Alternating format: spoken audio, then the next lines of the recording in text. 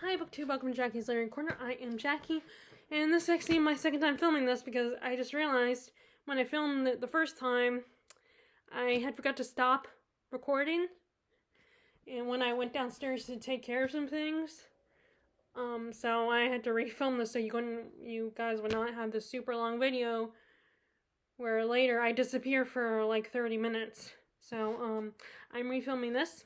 This is the book that is talking about my favorite book so far of 2022.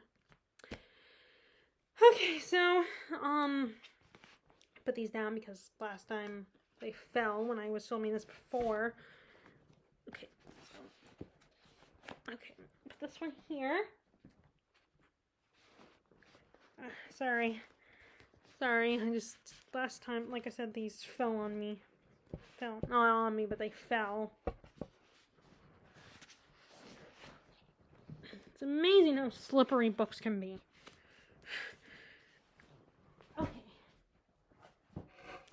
Okay, and now some of these, at least two of these, are books that I don't have with me. Well, one of them I do have on my, like, I started an audiobook collection on my my iBook via my iPhone, so, but I don't have it I don't have anything. Well, I do have some. I could technically show you something, but it's a small little thing, so. So first is one that I did talk about in my mid-year freakout tag video for 2022. So, but I'm gonna talk about it again. Engines of Empire by R.S. Ford is the first book on this list. And by the way, these are in no order. Like, this is not my number one or my least favorite, I'm just, the first ones that popped into I typed them out and as they popped into my head. Okay, this is what I really like about this book, and I don't know how many books are going to be, because I believe this is going to be a series. I don't know if it's going to be a trilogy or a series or duology, but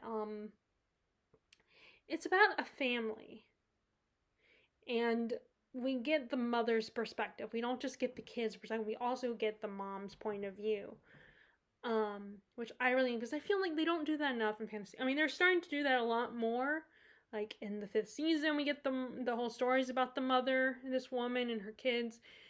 And like, another book on there that I'm on this is, it's not fantasy or sci-fi, but it's horror, and we get the mom side of the story. And Dune, there's a couple books that I'm talking about here where we have a mother-child partnership, which I really like. But this one is also, we get these 3 different siblings, and throughout the story, they're not together the whole time, but they're metaphorically together. They're influenced by their mother and by each other constantly in their decisions.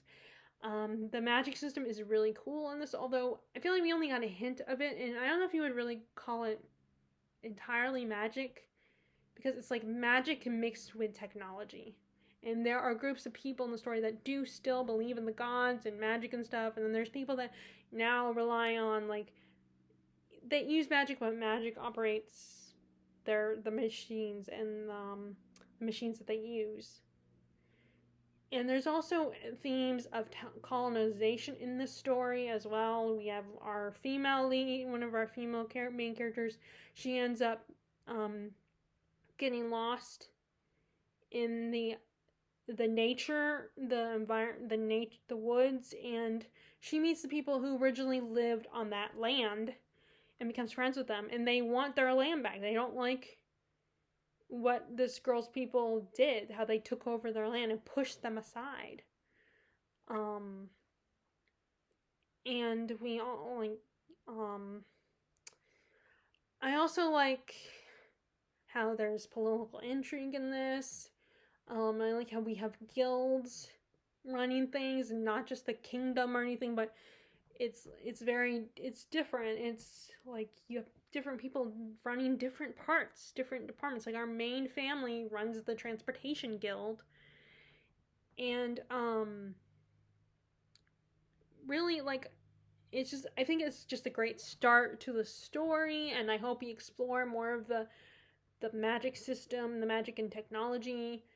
And I'm eager to find out what happens next after, after how things turn out in the end. Okay, so next book I'm going to talk about is a nonfiction. I haven't read as much nonfiction this year, but and that is where is it? Here it is. SPQR by Mary Beard. I remember hearing about this way back when I first joined a booktube, and I remember and I bought this. That's why I bought it, because of that. And also, I've always been intrigued by Rome and the history of Rome and the downfall of it. Like, I read back in my sophomore year of English class, we read Julius Caesar, the play by Shakespeare, which is probably not that accurate, or it probably is exaggerated a little bit, and they're probably playing inaccuracies. But I remember enjoying that, and then and I feel like in like social studies, I don't know if we ever really talked about this. We mostly talk about American history, and I feel like this is like something that you would study. You could study a class on this in college, but not like in high school or junior high. And it's just such an interesting and easy reading. It's not that hard. I was worried, but it's like the way she writes is not that hard, and it's very well organized. And I just like learning. Like, I feel like it's a good starting point if you want to learn about Roman history and the downfall of Rome. And I did buy another, where is it? I don't have it, but there's a classic history book that I got off of Thrift Books. The Decline and Fall of the Roman Empire, I believe it's called. And it's a famous historian during that actual time period that wrote it, and it was translated into the and I think I have the first volume. So I want to read that as well, which will be probably a little bit harder than this.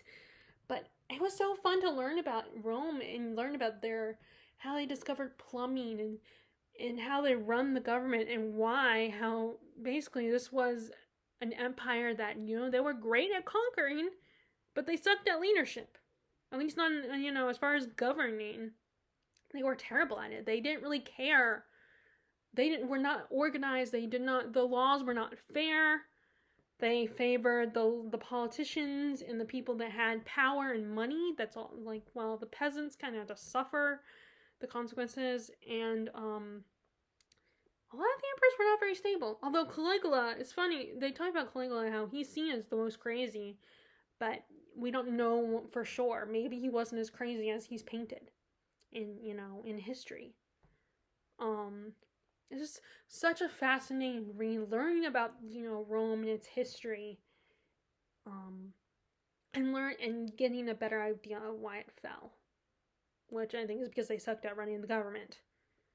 But yeah, and this is a great starting point, I think.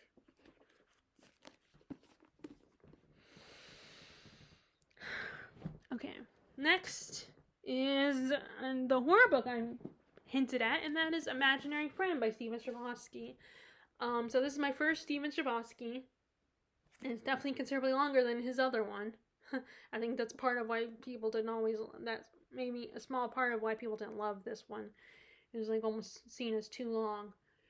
And first of all, we're in the head of a 6-year-old boy, but it's not dumbed down. I mean, this kid is not, we're in his head, but not like completely in it, it's still running for adults.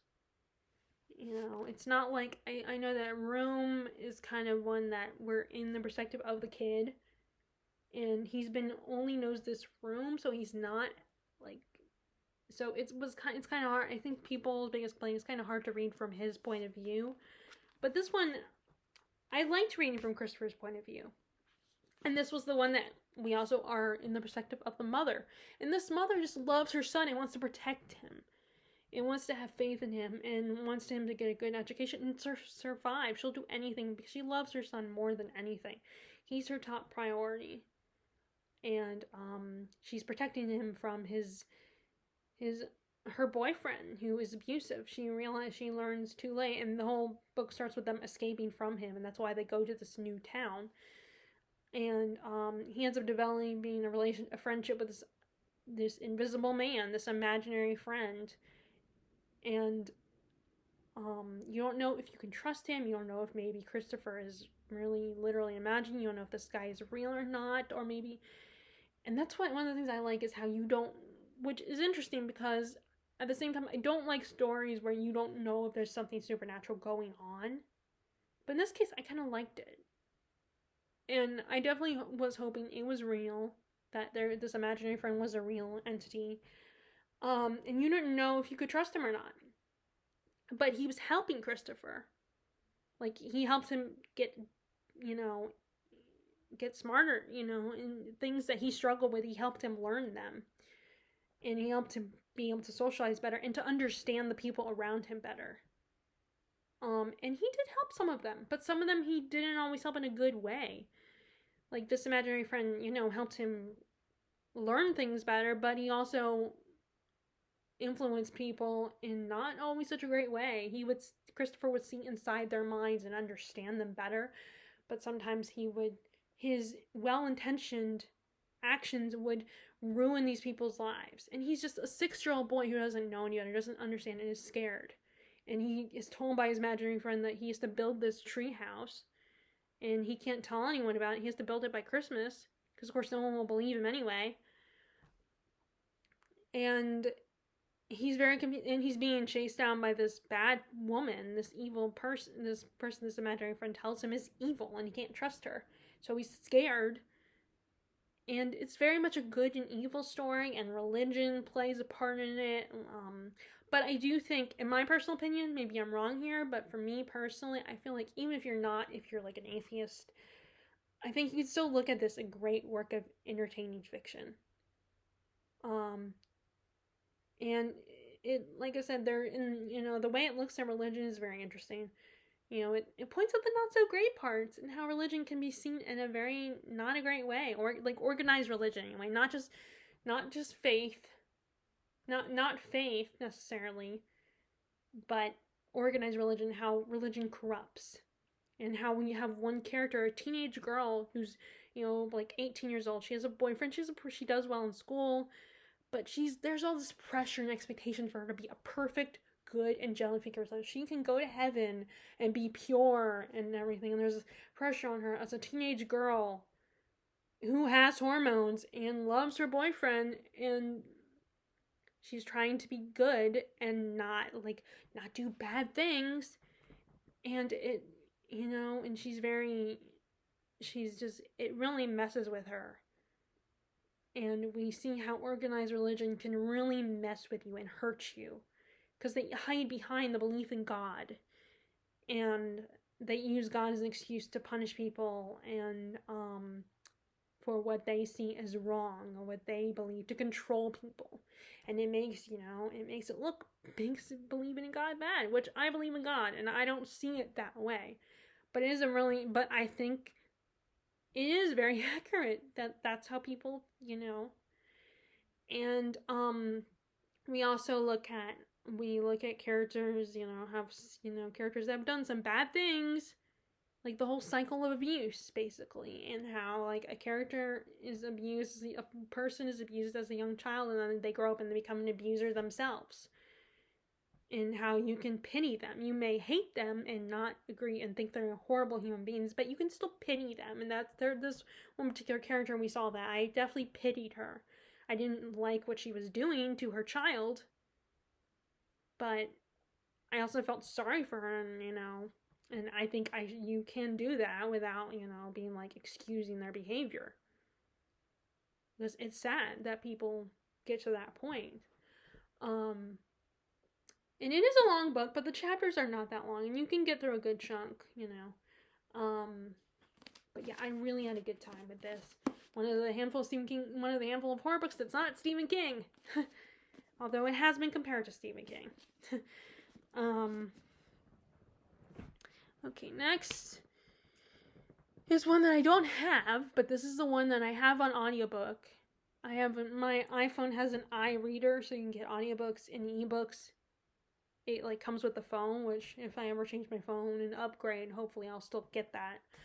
But because unfortunately there are some books I would just rather get an audiobook, but they're super long, and I only have a week of them. Yeah, if I get them from Libby, and I don't drive, and I don't like listening to books while I'm running. I would rather listen to music because music gets me excited and pumped up and stuff like that. Um, but anyway, so I don't have this to well. I mean, like I said, I could show you, but it's a tiny picture. But anyway, so I'm talking about Plain Bad Heroines, which I do not remember the author's name at the moment. But this was a fun, really deep dive into like what Hollywood does to the past, to what Hollywood can do to history, and how it can elevate it, but can also ruin it and exploit it. You have this historical event where these two young lovers were meeting, teenage girls at this boarding school were meeting secretly. They had discovered this book that was inspired them, but it was giving ideas to these women that at the time in the early 1900s they were not. It was like, no, you can't corrupt women. This is bad. This is giving women bad ideas. And these girls become obsessed with this book. And then these two girls, when they're meeting secretly, one of them gets killed. And they blame the book. And the teachers blame the book for this. But not everybody does. Like the headmistress of the school does not. And she plays a very important role because she is also a gay woman, but because of the time period, she couldn't be with her lover publicly. So she marries this rich guy and uses the school as to hide so her and her lover could be together, another teacher at the school. And the school eventually falls apart. So in the present day, you have these people that want to make a film about this historical event based on this book that this young woman wrote about it, and they try to get her involved, and she's reluctant because she knows what Hollywood is capable of, how they can ruin the past, ruin history. And then these young actresses, one is, she's she's an internet sensation, she's so popular. She's like, trying to think of I can't think of actresses. Like I can only think of singers at the moment that are like that. But she wants to get her career going, and she thinks she can get this role that will make her a serious actress. And then you have this other actress who she's famous because of her mom, who did these B horror movies. So these women get involved in this, and they start feeling like they're being haunted when they get to the set. They feel like they're being haunted. So there's a bit of a supernatural hint. And again, another one of those books where it's like, is there supernatural going on? Or isn't there? Like, I definitely have mixed feelings on that concept. And, the woman who wrote the book and the actress that is internet famous start to develop feelings for each other. But this movie gets in between them as these people exploit them and use them, and they almost go along with it because this is their career, this is their life, and you can't entirely fault them for that, or judge them. And it like, so not only do we look at how difficult it is for gay women, but also, I mean, for anyone who's gay, even today, it's still not 100% okay. And but we also look at, like I said, exploitation of women and of the past and that struggle. And I definitely recommend listening to the audiobook because I think a lot of people said reading the book was kind of boring, but listening to it, I think I was just so engaged and I wanted to know what was going to happen with these characters, with these women, and how things are going to turn out for them. And I would be excited about the historical aspect, but then I would get excited about the present day story. So I would constantly go back and forth, and I liked all these characters. They were very interesting. The narrator was pretty good of the audiobook. Not anything like, oh my god, this is the best, but they weren't bad either. Wasn't like the narrator for the 7 H.P. Lovecraft stories. That narrator was kind of boring. But this was really good, and I was definitely riveted with the story. I wanted to know what's going to happen. It is long. It's very long. And there are moments where that can probably are kind of tedious and unnecessary, and you might think unnecessary, but I just really love being in this world. Next is the first book in a trilogy, and I recently finally bought the second book, and that is Promise of Blood by Brian McClellan. I also talked about this in the Mid-Year Freakout tag. This is basically a story of revolutionaries after they take over and get rid of the nobles, the people in power, and trying to hold it all together while dealing with enemies coming from them on all sides. And you have one of the main characters is this man, this general who, he's trying to lead and keep everything together and organized, and he's really struggling. His son is constantly butting heads with him. So again, one of the other stories where we get the perspective of a parent and like an older person in a leadership position, and how they don't always know what they're doing, and it's a struggle, and they're trying to do the right thing and what's best. And sometimes they make decisions that not everyone agrees with. I also really like another magic system that is very different. Like, you have these people like basically smoking power to give them power, and how it can be addicting. Which I agree. I think magic could potentially be addicting because it gives you power and strength, and it protects you, and it gives you something you never thought you would have. And it can be, I could see it as being very tempting. And I think and the powder is like heroin, sniffing heroin. So I think that's just such a cool concept. Like I said, I like all the characters. They were very interesting. I wasn't sure if I would like it because it is a war book, but it's fantasy war, and I do like war. I don't mind war stories as much when it's historical. Although I lean more towards the people left behind stories when it's historical, but I don't mind it when it's like fantastical or maybe sci-fi.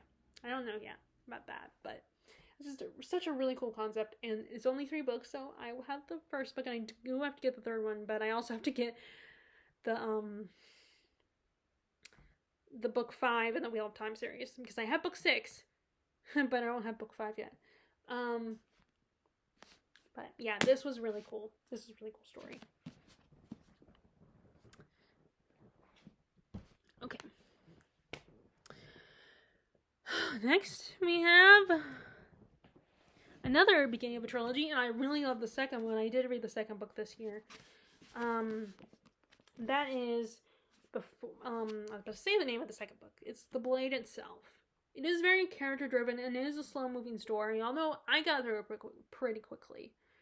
A lot of the characters are very unlikable, especially, there are certain characters I thought are more unlikable than others. And it's really just gritty and dark, grimdark as they call it, and it doesn't shy away. It's very much like George R. R. Martin, where it does not sugarcoat things. It doesn't shy away from the gruesome and disgusting.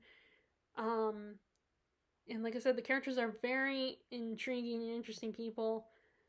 Sometimes I want to hit them and just and get very frustrated with them, and the history that is hinted at in the story is very intriguing. I like, it's just so great. I don't know what else to say about this. It's hard to talk about books you love, But I had such a great time. I liked the writing. It was very easy writing, and like I say, I got through it very quickly. I had a great time with this. And I've already read the second book, so I need to read the third book, and then I'm done, and I can go ahead to Joe Abercrombie's other works. Like, his YA series, Half a King, that one starts there. And then we also have the standalones that come after the First Law trilogy, which I think they recommend you reading this first. So hence why I got to this first. But yeah, so that was really cool. And then we have so another one that is actually from the library, and that is Once Upon a Broken Heart. I loved the Arabelle series. I know not everybody loved it, and I also love, my favorite character is also one that not everybody loved. I'm definitely a Scarlet fan. I know people had issue with her, but I can relate to her. I'm related more to her than Tella. Although I've never been in her position where I have to be that cautious. But I'm definitely a very cautious person. But this one, I think this one takes place between Legendary and after finale. Between Legendary and finale, and then after finale. Because I think there's a scene that is referred to that Tella sees that is kind of where this book takes off. So you have our main character, and she finds that the love of her life is marrying her stepsister, and she thinks he's put under a spell. So she wants to stop the wedding, so she prays to the Prince of Heart, Jax. And he grants her wish, but not in the way she suspected. He freezes everyone in the party, turns them to stone, and despite Jax's warning, she saves them and gets herself turned into stone. And when the stone cracks and she's set free, everyone sees her as a hero, and she gets the opportunity to go visit another kingdom. And dude is requested by I guess she's an empress now, Scarlet. This is where we are reunited with Scarlet and Tella. They are requested to see a prince, whose name but help if I could remember the characters' names, the new characters.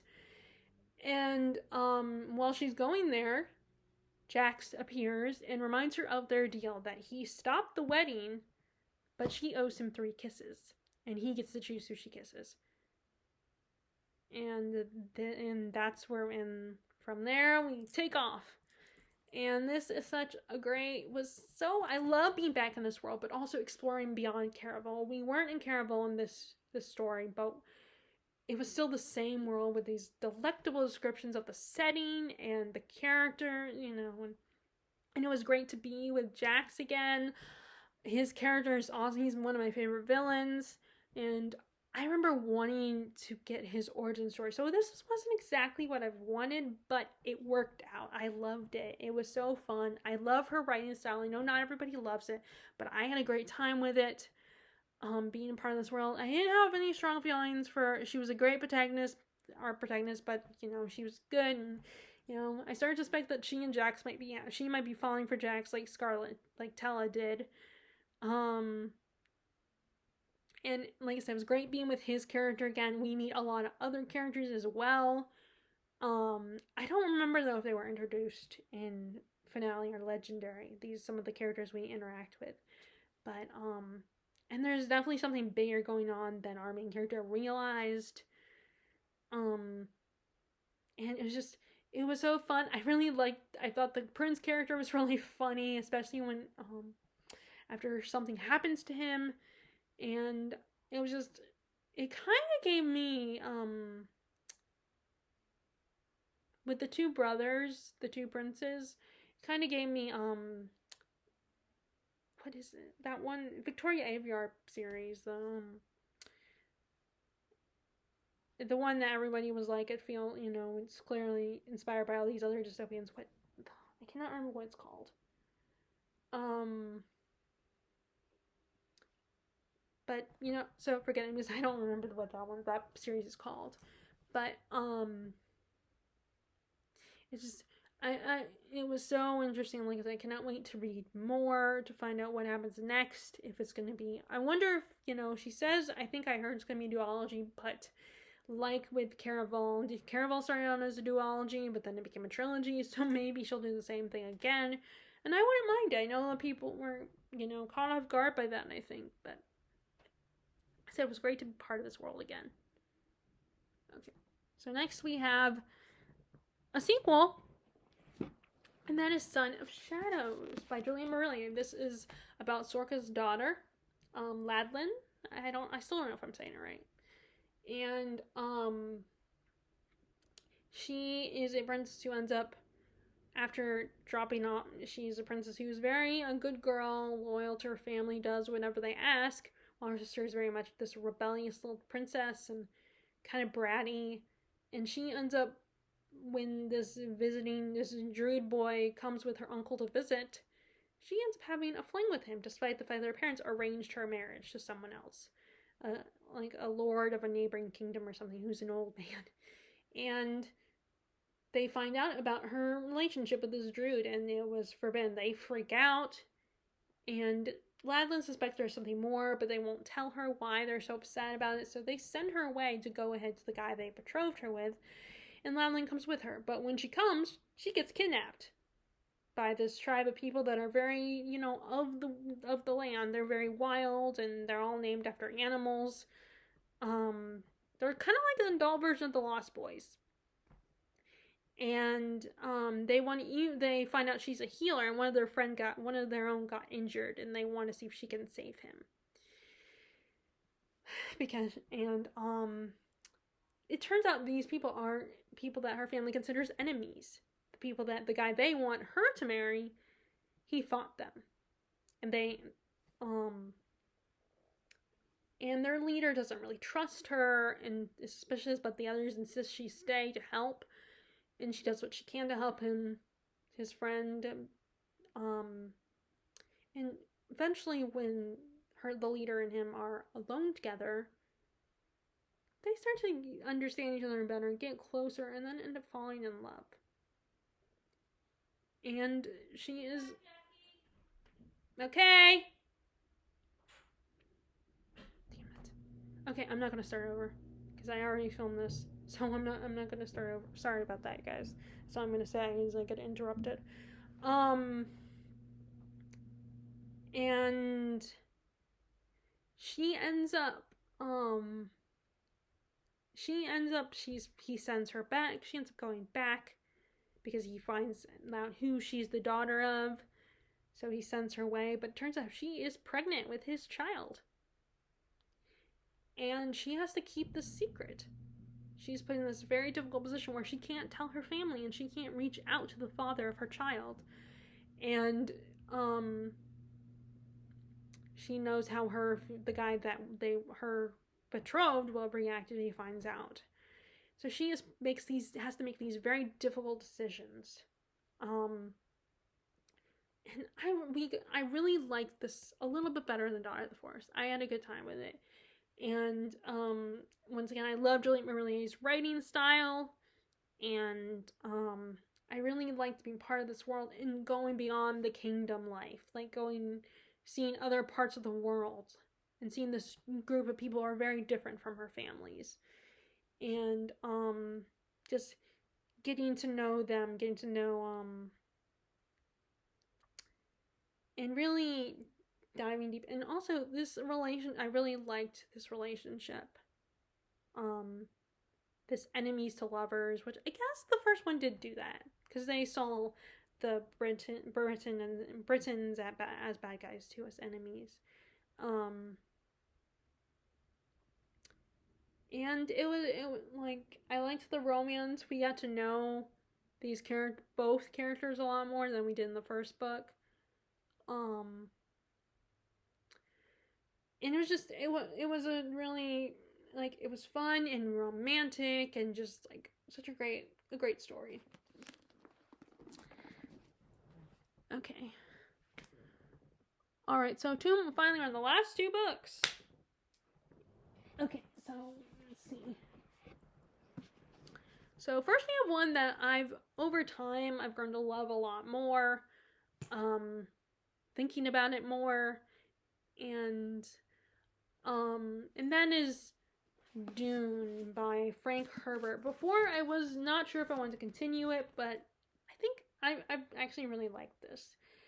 The writing style is a bit weird, but or at least to me, I'm not used to. I mean, this was written in the 60s originally, and there are some things about it that are a little, but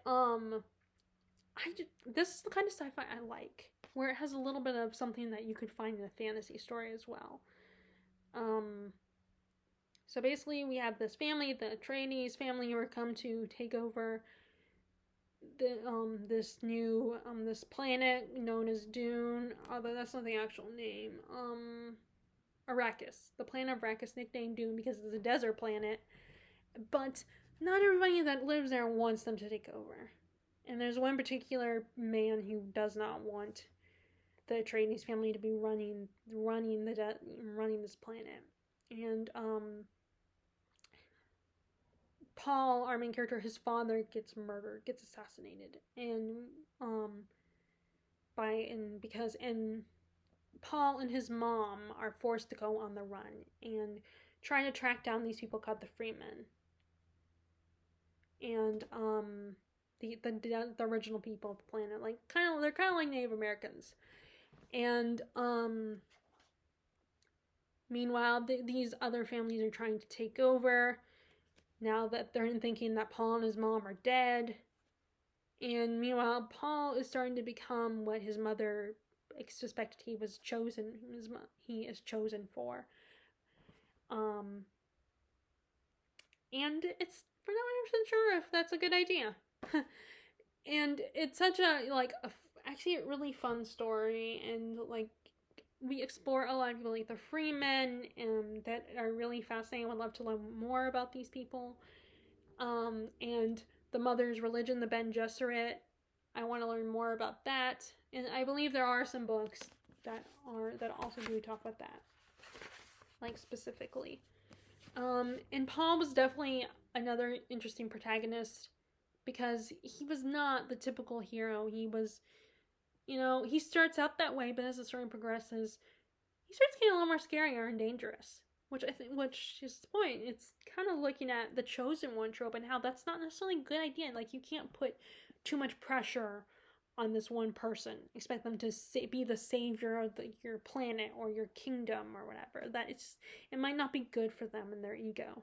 It could corrupt them. They could be just as bad as everyone else. People assume that they're pure. That's, chosen people are pure and good and perfect, but they're still human. And I think Wheel of Time probably deals with that as well. It is. I did like the sandworms. I think they were pretty cool. And just it was a fun story. Like I said, I'm glad over time I've like gone back and forth with it, and I still keep thinking about it. The movie adaptation was pretty good. It was a decent adaptation, I think. I don't know if anyone 100% loved it, but I thought it was a pretty decent adaptation. And it was, this is the kind of sci-fi I can get into. And then the last book is another sequel. And that is the sequel to The Poppy War, The Dragon Republic, where we pick up where the last book left off. And this one really deals with war even more so. Like, the whole book is about war. Like, the first half was Rin going to the first half of the first book, Rin goes to military school, and then the second half is when we get into the actual war stuff. And it was just, it asks a lot of questions. Like, what is right and wrong, and what do the ends justify the means? Like, when you're in the middle of a war, like, there are innocent people that will be caught in the crossfire. And it's like, does it justify you murdering those people or, punishing them because they don't fight, they're not as strong as you are. Like, a lot of, like Rin punishes a lot of people and sees these people as weak for not standing up and letting someone take control of them. She sees these people as sheep, which is, I feel like, a common thing. A lot of times people see everyone else who follows everybody, who just does what everyone else does, as a sheep. Like, they're weak. They see them as, like, pathetic, and, like, they deserve to be taken over and controlled. And I think because it's based on actual history, we do look at communism versus the Republic. And we also have a very unlikable main character. Rin, you just get so frustrated with and angry with, and you're like, Rin, what are you doing, you dumbass? And I feel like that's why I like her, because she's a terrible leader. She's, like, just so dysfunctional, messed up. She's addicted to opium. And so like I said, this book also deals with the opium addiction and that struggle, and not seeing clearly that you're doing something stupid. Like, you're hurting people. There is a hint of a romance, but not really. It's implied the two characters are in love with each other. But I feel like I agree that it felt almost coming out of nowhere.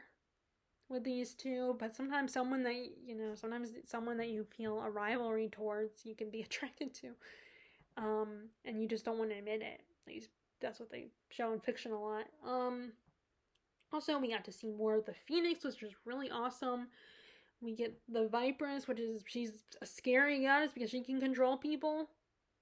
And both her and the Phoenix are scary because the Phoenix can just kill you, burn down your whole village, takes no prisoners.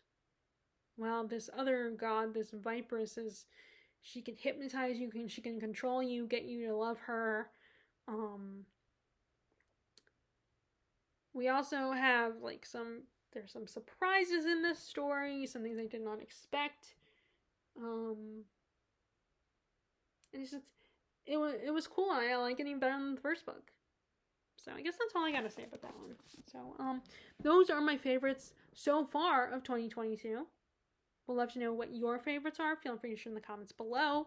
If you like this video, be sure to give it a thumbs up. Click subscribe if you haven't already. Click the bell notification below if you want to be notified when I post new videos. I hope you are having a good day, staying happy, healthy, and safe, and enjoying your reading. All right, bye.